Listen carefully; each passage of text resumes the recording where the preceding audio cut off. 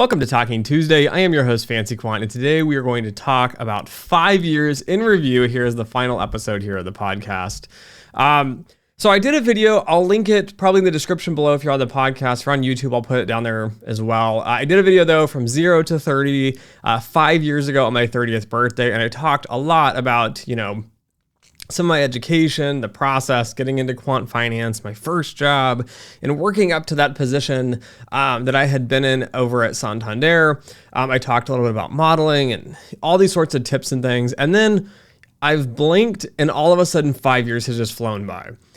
So it's been crazy. It's been a crazy fast journey here. And so I figured I would wrap up this podcast season with another 5 years in review. And of course, I don't even remember when 5 years was, where I was at. So I'm having to look up on my phone here the exact dates. But I figured I'd walk you guys through kind of my career a little bit more, tell some stories, talk a little bit about the things I have learned over the last 5 years, and kind of give you some insight into what a quant journey looks like. Because if you start to talk to quants, you'll realize everybody's journey looks significantly different here. So let's just dive on in here. So September of 2018 would have been a little bit about 5 years ago. So my birthday was in December, right around Christmas time here. So 2018 would have been 5 years ago. But in September, I was promoted to a Risk Officer 3. So this was the last layer of individual contributor.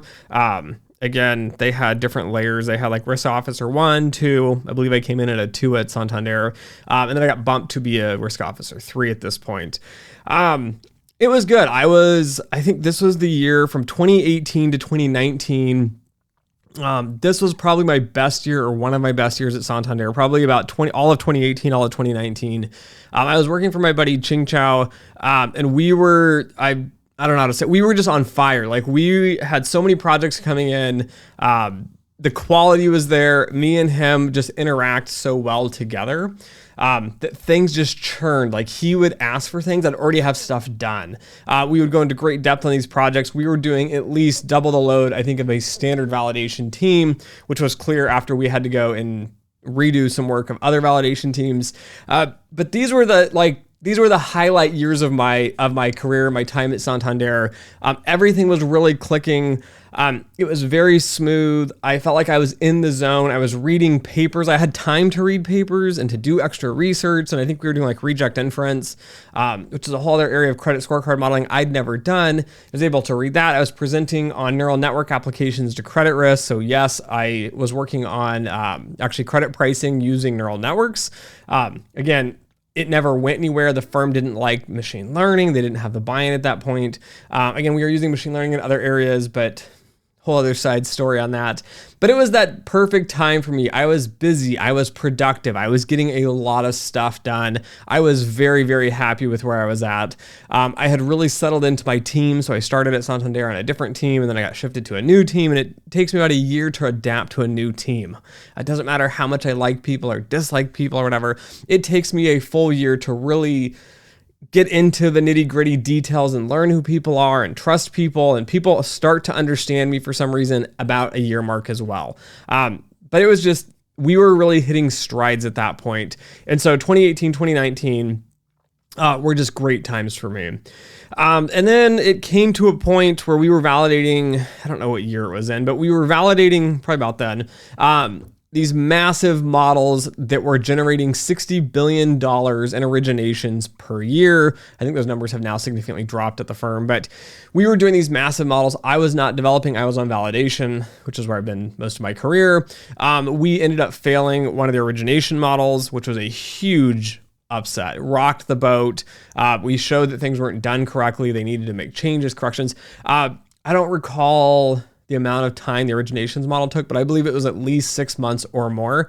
I'll tell them about a second model here in a second. But again, we failed it and they had to redo it. So this is like, for those of you that don't know, this is like earth-shaking stuff, because this model is so important. It's the origination model that they were using, right? All the loans coming through the door are coming through this model, or at least the ones in this portfolio here, which I mentioned, $60 billion in originations is a huge chunk of the pie here. This is not a small portfolio. And that was fine. I spent a lot of time working on that. I continued to be I guess, a little bit abrasive for most of model development, which was more or less my job in model validation. I am there to tell you screwed up, but I also believe good validators show you how to fix things, what is wrong, why it's wrong, and get those solutions and other models and practices in place to show you it's practical. I have been notorious as probably the most hated validator at most firms I've been at, because my fail rate has consistently been from firm to firm to firm. About 2/3 of every model that comes across my desk gets failed and they have to do a full redevelopment. So for you, those that are listening that don't know, models get 3 statuses in validation. Typically, you have pass, which is extremely rare. You have pass with findings, which is, the model's great. It has some issues, but maybe you could make a few remedies in documentation, I don't know, swap in a new variable, call it a day and move on. That's pass with findings. And then a fail is extremely rare. Most banks do not do fails because then that team has to essentially do the entire project over from scratch because there are so many issues, or the issue that is there cannot be fixed with a simple pass with findings. So I failed out 2/3 of every model that came across my desk, and every single one of those fails, I always provided additional sort of backups with it. So, this piece is broken. This is a solution to that piece, or this entire model sucks. Here's a completely new model with examples on how it works. Again, we would black box much of the model piece because with SR 11.7, there needs to be clear division between development and validation. If validation is just building models and saying, hey, this is a better one, and development just takes those, there's no sort of separation within the risk framework here. So anyways, origination failed. And then I think it was like a year later or simultaneously, I wasn't working on, there was a pricing model that went in tandem with the origination models. That one was also failed. That one, I believe, took about 12 months to develop with a team of like 4 core developers. I think about another 2 to 4 people on top of that were at least assisting with the project part-time. That was a huge shakeup. There was a lot of things moving around at that time. When validation failed that piece, we felt the reverberation as our CEO had nothing to do with this. His contract was up. He left. So he was leaving at that time. The timing was bad.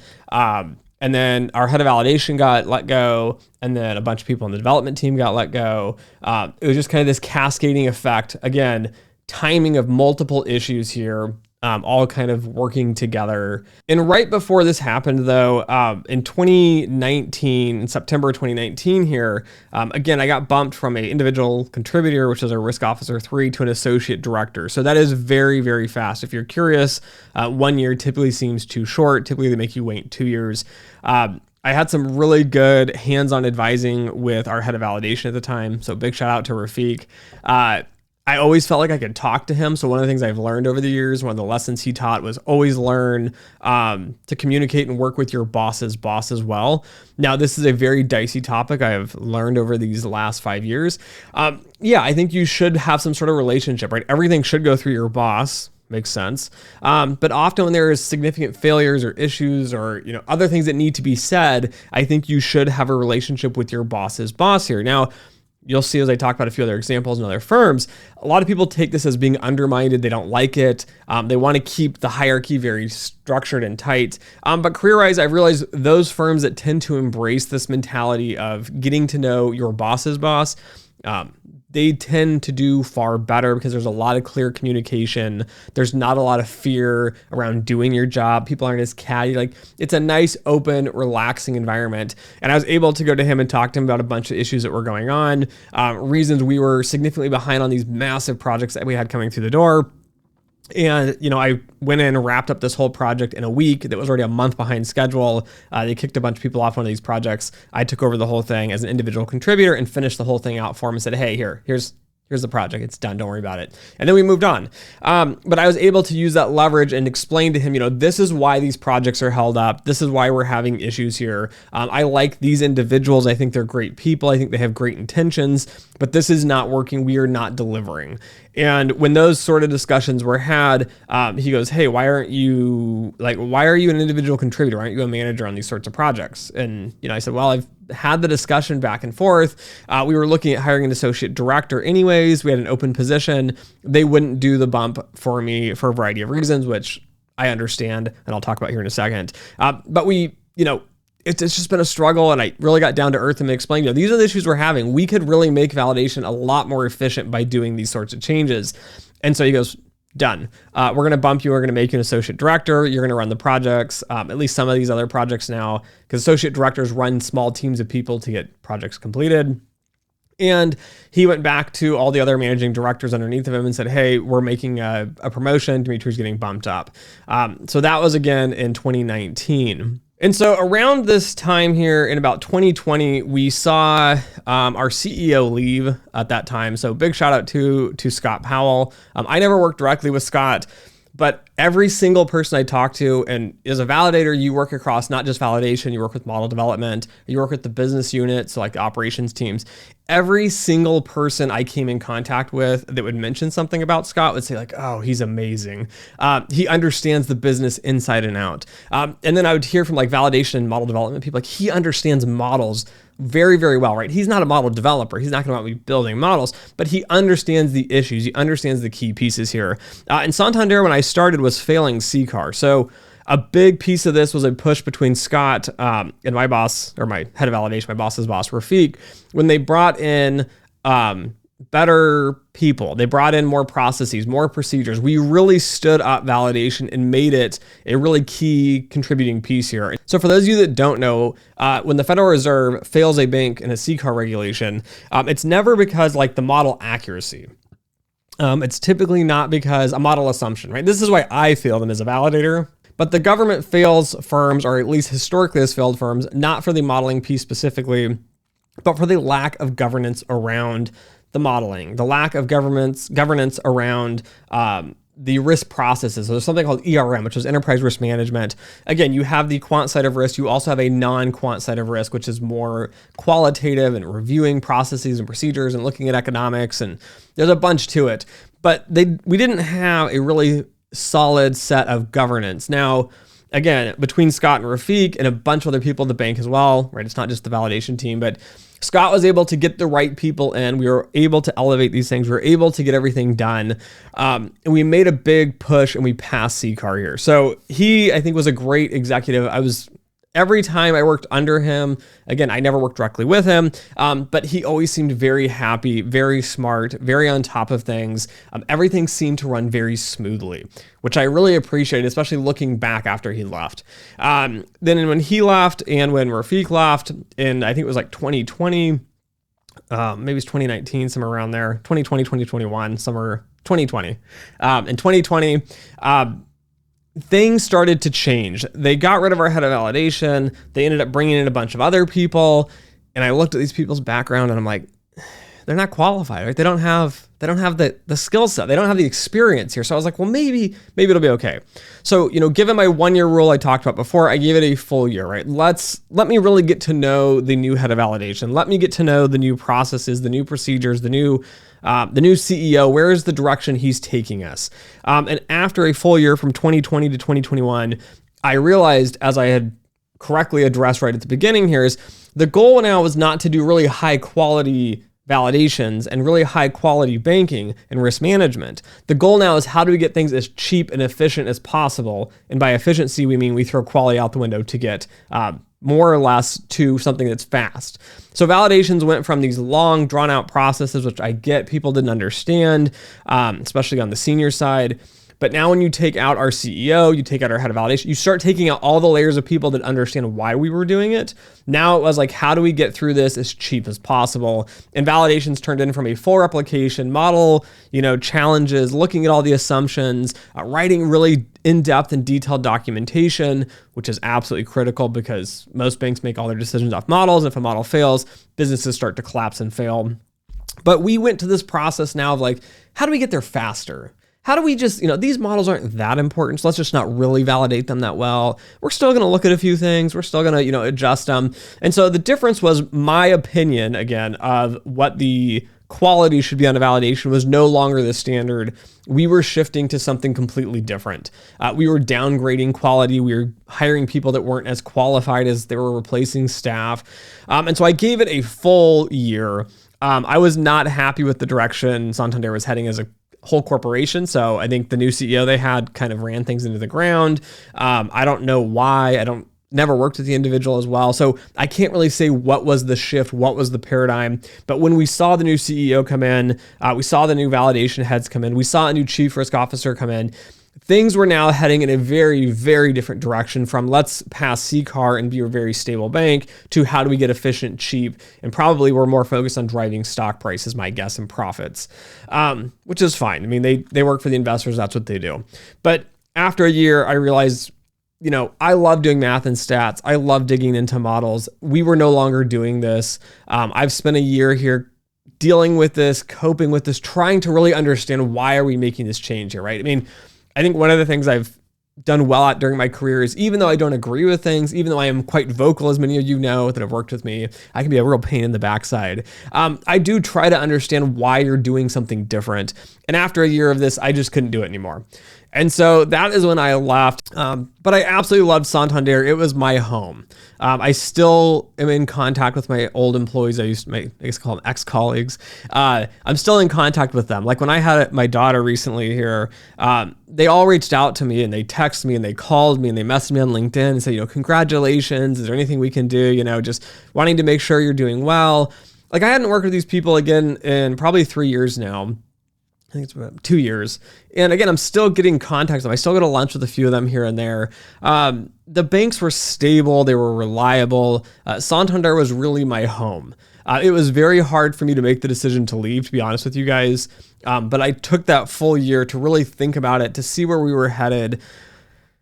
I still miss my team a lot in many ways.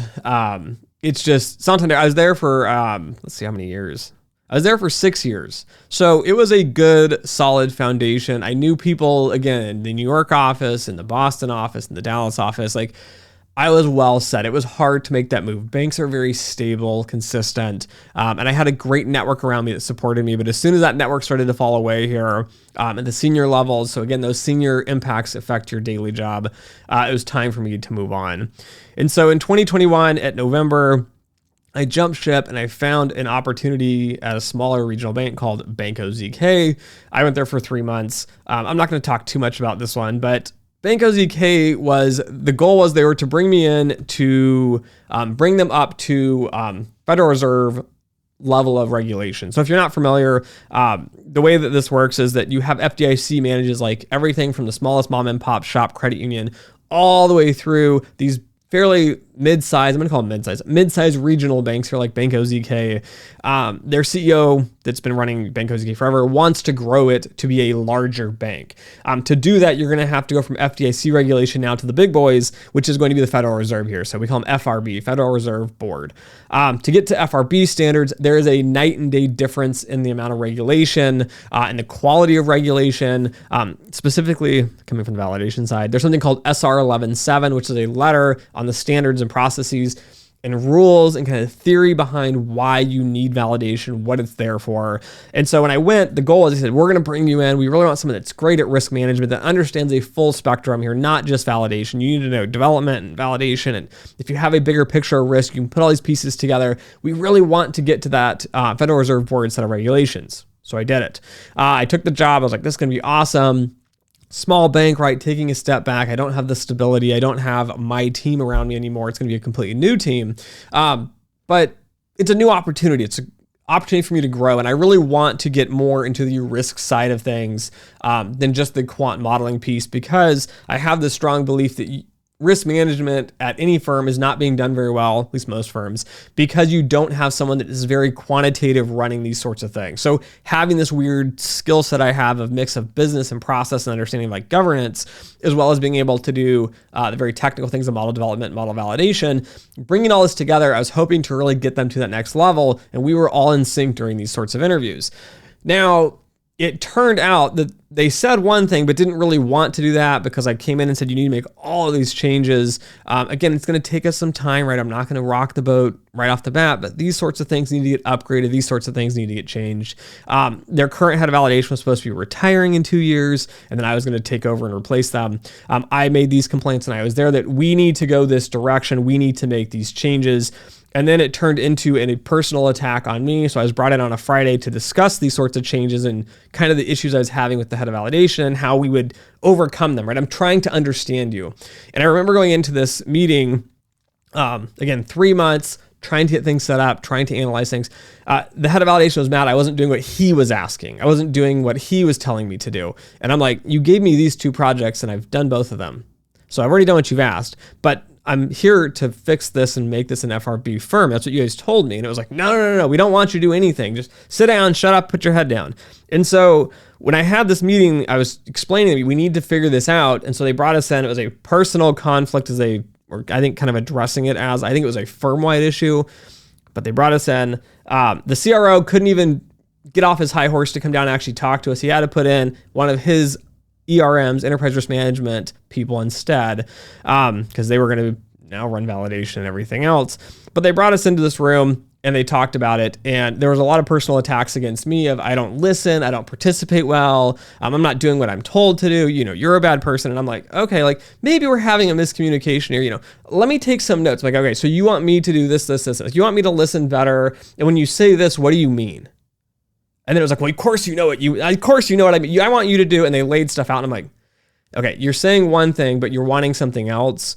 Like I can't read your mind. So I was like, let me. So I was professional during this whole thing, even when the personal attacks were slung against me. And then I didn't even resort to name calling. I didn't resort to stooping to their level. And it was clear it was more or less a meeting of get in line and do what we are asking, because we are obviously smarter than you, and just sit back and do what I ask. Now, this was very odd. I found this very odd, to give you just a little bit of perspective on the money and time they were investing in me to change the firm. They were flying me out. They were supposed to be flying me out to all these different offices they had. So I was flying out. I flew out to in Arkansas, Little Rock, and did a tour. Like I was on tour. I went and met with the CRO. I went and talked to the head of a bunch of different departments. Of course, my boss came with me, and he was supposed to be touring me and talking about the changes and why validation was great and what we're going to do and how Dimitri's got this big bank experience and he's going to get us that FRB level. And I went and met with everyone there. And then I had this blow up meeting, but I was scheduled to go out to Florida. I was scheduled to go out, I think, to like 3 or 4 other places. They were going to fly me to all these different offices and really brand this change. We're going to make this change. If a firm's going to invest a ton of time and money in flight tickets and flying you and having you meet people and talk to people, they seem pretty serious on making the changes. But it was very odd when I, laid out a list of these are the changes we need to make. That was not what was happening. It was people were getting their feelings hurt. I was overstepping boundaries, I think was probably the main driver of this. And because of that, in that meeting, they were quite unprofessional in saying, either you do exactly what we ask or you need to quit. They weren't going to fire me. I was going to have to quit. The reason they do that is they don't want you to get unemployment. So kind of a low-handed, not very ethical move on their behalf. Again, HR not even involved in any of the process. Never got an email from them. Never got nothing. HR didn't even follow up for an interview. Zilch. Never heard anything. I just walked out the door. So I came in on that Monday and said, hey, I'm out. Thanks. I think I blew their pants off because they couldn't even understand what was going on. My boss is just like deer in the headlights of like, there's no way you're going to quit. It's like, I'm Dimitri Bianco. Do you understand that? Like, I just don't care. I can go anywhere else and work. The industry knows who I am. And so when I walked out, I think it just shocked me, it stunned them. Anyway, so I left there up in flames. I was tired. I was sick of it. I missed Santander's big bank, but I knew that had changed and that opportunity was no longer what it was going to be. So I definitely wasn't going back to there, even though I could have probably taken that route. But it was 3 months at Bianco ZK of just flame and brimstone and a lot of just frustrating times with them.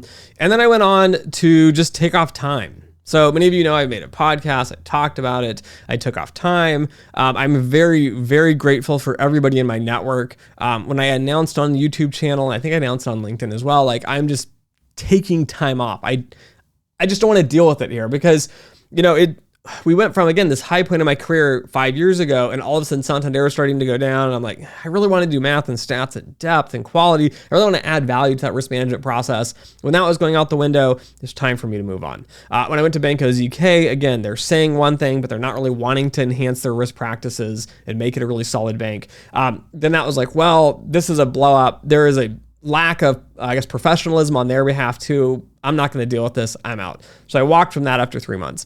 And now I'm just really shook up. Like, I miss Santander. I miss the opportunities here. I don't really want to move either at this point, right? I don't want to jump ship and move. And of course, 2020, COVID hit. I had my first daughter at that time. whole other story. But and we were working from home full time. So I was watching her and working and everything.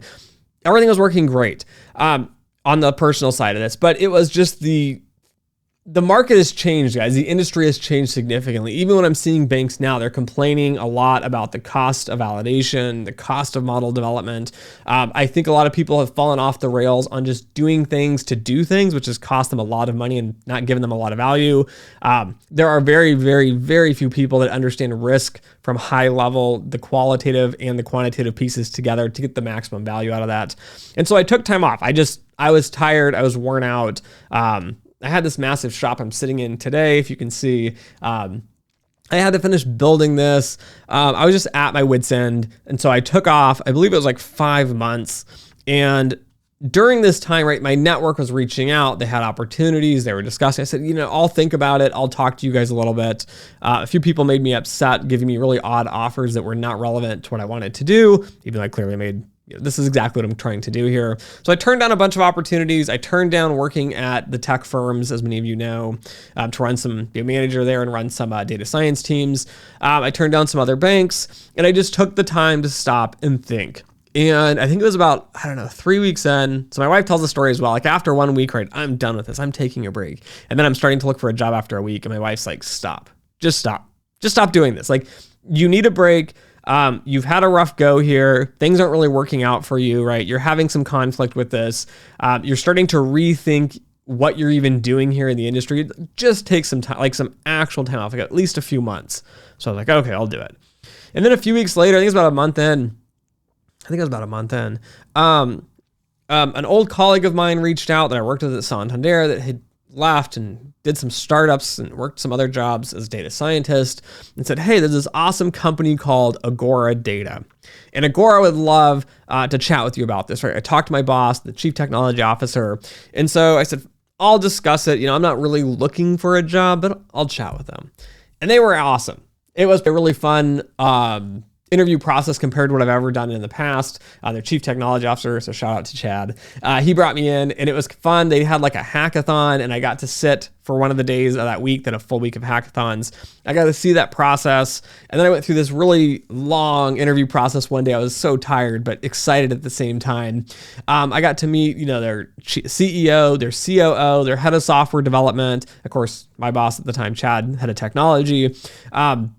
And then I got to meet a few other people that worked in like the operations teams. And it was really fun to get the full experience of the firm, to feel the excitement of a fintech, something that I had not seen in a very long time.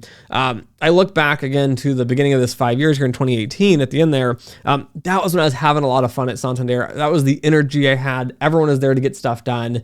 And I felt like my soul had kind of died over those 4 years there. And then finally I found Agora and everyone seemed to be excited and on board and just really wanting to make things happen. And then I started talking to them about their models here, right? This is what I'm being brought in to help them with model development here and putting together some of that quantitative risk management here. So my official title is Vice President of Quantitative Risk and Research. That was the title I selected and told them I wanted. Part of this is because I want to do the risk management side. I want to build models quantitatively, of course.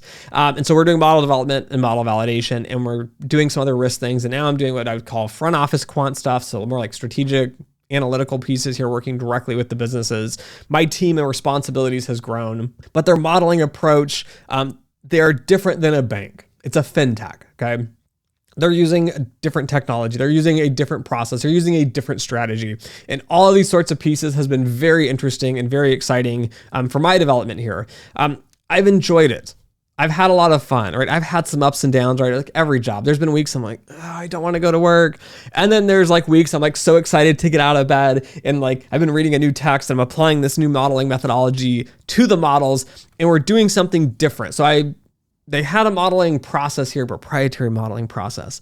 And it was really cool. And I got to meet with the two guys. So my old boss, Chad, was one of them. And we talked about how they put it together and why they put it together and how they're using machine learning and how they're using some of this other proprietary things. They're using some of these tools and processes and procedures and putting it all together. And I was really excited. And they wanted me to come in and just see what we need. How do we enhance things? How do we make things better? And now I'm using a lot of my content material I haven't used in a while here. So we're using all kinds of things in the time series space.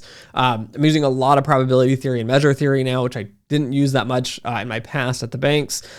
We're really getting involved, and I'm really excited about it. And it's been a nice, fun kind of roller coaster ride. We have ups and downs, and all of a sudden we miss numbers, and we're back on track. And I've been bringing in some people. And so now I guess I've been there for about a year and a half, and it has been a truly rewarding experience here. And this has not been without their growing pains either. So there's been some growing pains, there's been some struggles, but I think we're all on that same page. And just to give you guys a little bit of insight more so, because I hear people say, Dimitri, why are you doing risk management? Why don't you do real quant work? This is real quant work, right? This is sell side. Sell side is real solid quant work. So if you think about 2007, 2008 financial crisis, that was on mortgage-backed securities, right? Part of what banks do, so looking at a bank and a fintech and other firms, they originate product of some sort, whether it's stocks or bonds or loans or whatever. Again, in the banking side, and as well as at Agora, we originate loans. I guess we don't technically originate loans at Agora, but our dealers do. Our dealers that we provide technology do too. But from a traditional banking standpoint, right, the bank issues the loan, and then the bank pools these loans into a securitized product. They do a securitization process, and they sell these off to hedge funds, to alternative investors, to other banks. For example, I was at Santander. I won't say who it was, but there were the big name banks we had lined up. They wanted this subprime paper. They did not have the expertise to originate these sort of subprime loans when I was at Santander. So we would originate these, we would securitize them, and we would sell them here. Now, when I was at Santander, I was solely on the credit risk side of, which is pretty heavily involved in logistic regression and gradient boosting decision trees and doing like reject inference. And there's a whole bunch of things to go along with that. And I was doing operations as well. And so when you look at this right now, I'm getting this fuller spectrum. I'm covering everything. I'm now the head of basically all of model development, model validation at Agora here. And what I'm really, really working on now is how do we build models to price loans properly? How do we manage our risks? How do we provide those tools to the dealers that we have? So Agora is saying here, now I know, I'm sorry, I don't know the word for word Agora is saying here, the slogan here, but really what we're doing is we are making dealers their own finance companies. So we are not going to be the finance company. These dealers are originating their own loans with our technology that we're giving them. So we're giving them risk management. We're giving them quantitative models, right? We're allowing them to compete with the banks, but instead of them just doing what's called point of sale and offloading these loans onto a bank or someone else, they're going to hold those loans, but they're going to collect all that interest that bank would have collected. They're going to collect it. So we're adding all these models and all this technology and making great user interfaces. It's been fun to be involved in this process here. And then on top of that, right, I'm looking at like, how are these firms going to come in and securitize these loans? How are these going to be reviewed? How are these going to get packaged? How do we know that they're going to provide consistent returns, right? So I'm now doing things that are more on the securitization side. I'm doing things that are on the traditional modeling, quant modeling side of like loan origination and all that. But it's been this fun journey here now for 5 solid years. And I feel like we had, as I mentioned, I had that peak in 2018, 2019, just cruising, part of 2020-ish maybe. And then things kind of took a downturn for me. But, I'm still chugging along. I'm still having fun with the YouTube channel. I'm still having fun with the podcast. And everywhere I've gone, I feel like I've added good value to them. At least I've tried. I've done my absolute best to do that. So I can't say much else for that. Lessons I've learned along the way is that the higher up you get in the quant space, it is very, very hard to communicate with the business half because you're now stretched between further away from the quants, but now you're trying to take those core technical ideas and explain them to very, very senior people who just don't care. They have other jobs, other responsibilities. The higher up you go, in the quant process here towards management, the harder the communication is. So that's definitely the first lesson. The second lesson, as I mentioned, is it is always critical to build a relationship with your boss's boss. If that sort of structure is looked down on in firms, that's a very, very large red flag. I should have seen this coming at other firms as well. But along the journey here, the firms that I have built good relationships with my boss as well as my boss's boss, we've been kind of these smaller teams of understanding and making sure we're all moving in the right direction. These sort of things have been critical along the way. The third piece here is that no matter how hard you work, no matter what you do, if you stand for your core values, you will face backlash. You will face political issues within firms across the board. It's been a challenge, right? But again, I think part of this is don't chase the money. You need to do what you love to do. So I left Santander not because of politics, not because if I liked someone or didn't like something. I was no longer doing what I love to do, which is stats, math, risk management, finance, kind of all tied into this beautiful package here we call quant finance on the banking side of the sell side here. So sticking to your values, having a core set of values, realizing even when people yell and scream and name call, it's not required. You don't need to stoop to those levels. Just stick to your core values. Make sure you have solid core values. Make sure you understand what makes you tick. Again, I have been shaken a little bit here in the last 5 years with it, but I feel like now that I'm back on my feet a bit, I'm at Agora. We're starting to hit the stride here. We're starting to really get things going. I'm getting close to that running piece here, which I had at Santander in 2018, 2019. We're getting there. We're getting there at Agora, and I'm really excited I'm able to be a part of this process and work with everybody because everybody, so my current boss, shout out to Matt, I've enjoyed it, right? Of course, I go in and I argue and I'm like, no, we need to make these changes and this isn't right and that's not right and you don't understand. And they're like, you don't understand. I'm like, I know. This is part of the process. This is part of us growing and learning and sharing information and ideas here. And I think without all these people here, so there's a whole bunch of people at Agora as well that are challenging me and pushing and pulling, we are making things better. It's not always comfortable, but you will get there and we will make things the best they can be. Because I think everybody involved, at least here at Agora, is everyone's involved and invested in this process here. Now, in a bigger firm, the lesson to learn is if people aren't invested, usually that's when name calling starts. They don't really care. They just want to do things their way or the highway. Again, start to look for these things, start to learn to deal with conflict. The more I think you go, the higher up you go, the more conflict you're going to face. It is much easier when you're hidden as an analyst or an associate or even like a vice president at a bank, which is still a fairly low level. You can kind of hide behind managers. You can kind of just do what you want to do. If you don't want to deal with all the politics, it is often better just to stay an individual contributor and really churn things out and enjoy the process. But if you want to make change, you want to change the industry from the inside out, like I'm wanting to do here, I want these firms to realize we can do risk management better. We don't need to necessarily follow FRB's guidelines. I think they're misaligned sometime. There's some inefficiencies. And as we saw with, Santander, I think they went on the efficiency path and threw quality out the window.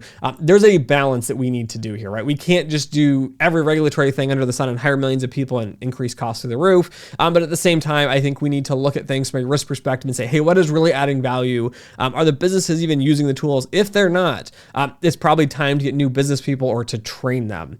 And at Santander, I think the validation team did an amazing job at actually training and educating the development team on standards and processes and why we're looking at it, as also working with the businesses and explaining to them why we are such a pain in the development side, why your model is delayed, and really showing those attributes and the value add that validation is adding. We're not just the second line of defense who's just like another checker who's checking boxes. So anyways, the last 5 years has been a crazy roller coaster for me. It's been ups, it's been downs. We're having a lot of fun though, at least I am. Trying to have a lot of fun with everyone I've been working with over the years. So just a big shout out and thank you to everybody at all these firms. Every single firm I've worked at, there's been colleagues I've worked with who have absolutely loved and connected with and have somewhat stayed in contact with. Right, every firm changes and shifts over time. And when it's your time to go, sometimes you just need to go and find new and more exciting people. So anyways, thanks for listening. Thanks for watching. And as always, until next time.